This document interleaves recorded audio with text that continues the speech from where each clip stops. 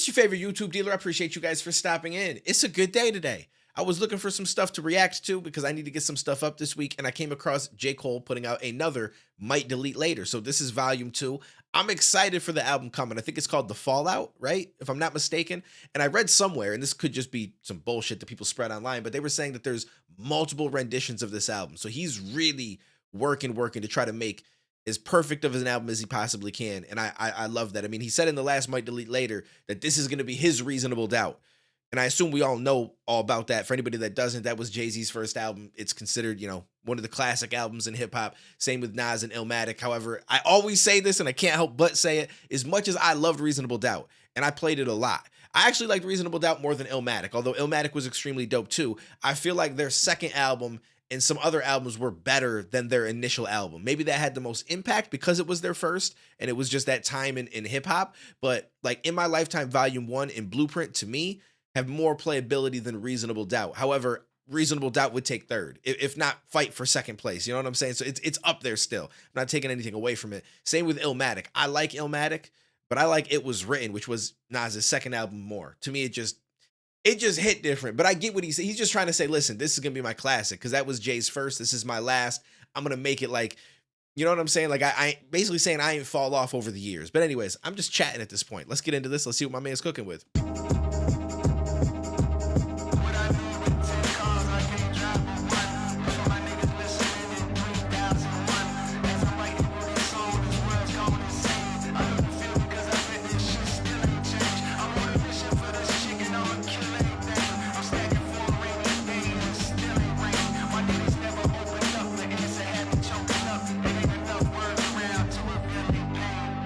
I'm holding on tight to what it feel like to live a peaceful life. Since riding a bike, all that I ever knew was beef and strife.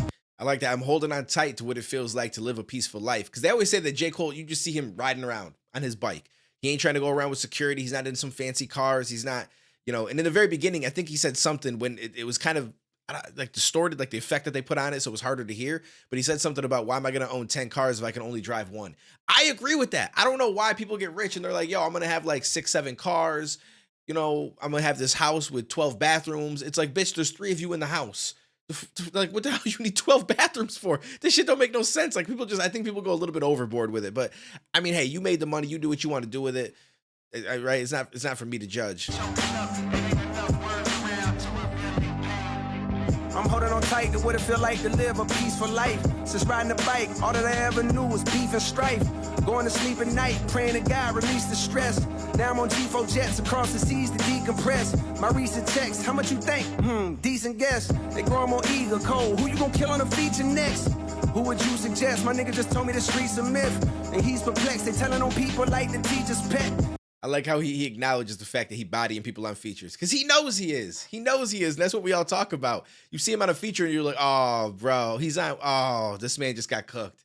You know this man just got cooked on his own song. Decent guess. They grow more eager, cold. Who you gonna kill on a feature next? Who would you suggest? My nigga just told me the streets a myth. And he's perplexed. They telling on people like the teacher's pet. He took a pull of his weed. He hides the trees where eagles nest. I started chiefing less and less. It had my cerebral vexed.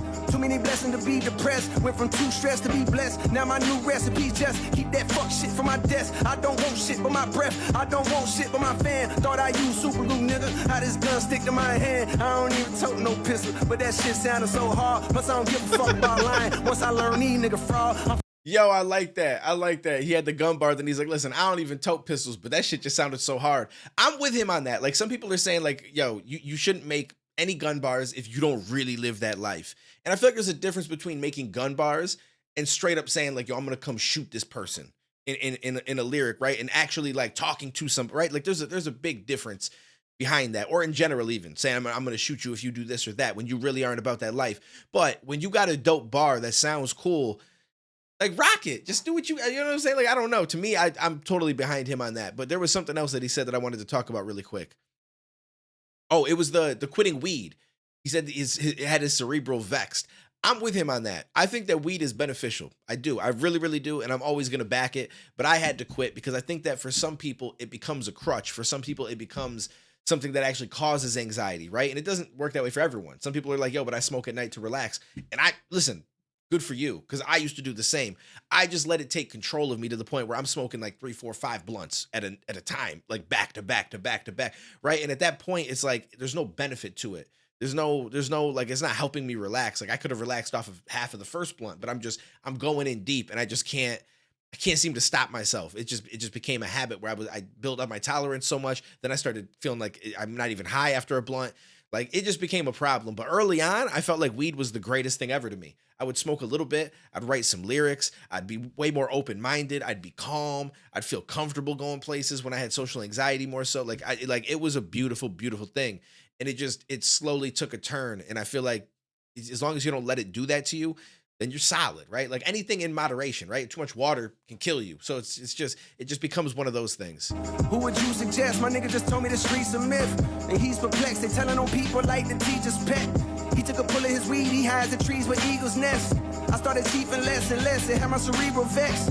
Too many blessings to be depressed. Went from too stressed to be blessed. Now my new recipe just keep that fuck shit from my desk. I don't want shit but my breath. I don't want shit but my fan. Thought I used super glue, nigga. How this gun stick to my hand. I don't even tote no pistol. But that shit sounded so hard. Plus I don't give a fuck about lying. Once I learn these nigga fraud, I'm finna burn these nigga dog. Bring me that urn, these nigga charcoal. I'ma stand on the crossroads with the lost souls. I saw a near long coat. I would've poked. That with my heart cold. Give it 3 or 4 strokes. Then I'm on to the next. Shit like a bar form. Yo, I don't know who that is by name. I feel like I've heard it before. Nia, did he say Nia Long? Cole? I don't know what he said exactly. Keep that fuck shit from my desk. My man basically said I give her 3, 4 strokes. Yo, call it a par 4. I don't want shit wild. but my breath. I don't want shit but my fan. Thought I used super glue, nigga. How this gun stick to my hand. I don't even tote no pistol. But that shit sounded so hard. Plus I don't give a fuck about lying. Once I learn these nigga fraud, I'm finna burn these nigga dog. Bring me that urn, these nigga charcoal. I'ma stand on the crossroads with the lost souls. I saw a near long coat. I would've poked. That with my heart cold. Give it 3 or 4 strokes. Then I'm on to the next. Shit like a par 4. I'm a raw ass nigga. 6'4", tall ass nigga with a sick flow. Y'all ass jigger, how much did the kid gross for that label? Pay dues, had to pay due for my masters, but I'm grateful. Shit, business is business. Woo. I'm in the Ville, the windows are tinted. Keep 'em. It's cool that he takes it in stride. He's like, yeah, I had to pay dues. I had to pay dude for my masters. Business is business. Obviously, it's kind of messed up to an extent because, some people get put into these weird contract situations where you got to pay a lot of money to then get your masters back. But at the time, you just wanted that opportunity so bad that you were willing to take like kind of a half-ass contract. You know what I'm saying? And I feel like that happens with a lot of artists, which is why it's really dope now that you can be your own independent artist. Like you always could, but it's so much easier now. It's harder that it's more saturated, but easier that you have access to platforms that to distribute to Spotify, to Apple Music, to all these streaming platforms, and you could just do it without anybody else helping you. But there's a lot of people doing it now, so you kind of blend in a little bit more, and it's that much harder to stand out. So you got to be really careful. However, I do feel like there is a ceiling, right? There's not many people that are independent artists that reach the fame level of somebody who does sign and does get that major label backing, right? Like you don't see any independent artists that you're like, oh, they're on the same level as Eminem or a J. Cole or a Kendrick. Like they're never really as known as they are. I'd say there's a few that are close. Like Tech-9 has made a masterful job of being independent, but I'd still say that as dope as he is, as many people know who he is, I wouldn't say that he's on the level of some of the mainstream artists that have had that big label backing and pushing them all over the place, putting them on the right shows, putting their, you know what I mean? Like it is a little bit different. Rose with the lost souls. I saw a near long coat. I would've poked. That with my heart cold. Give it 3 or 4 strokes. Then I'm on to the next. Shit like a par 4. I'm a raw ass nigga. 6'4", tall ass nigga with a sick flow. Y'all ass jigger. How much did the kid gross for that label? Pay dues, had to pay due for my masters, but I'm grateful. Shit, business is business. I'm in the Ville, the windows are tinted. Keeping my dick in my britches.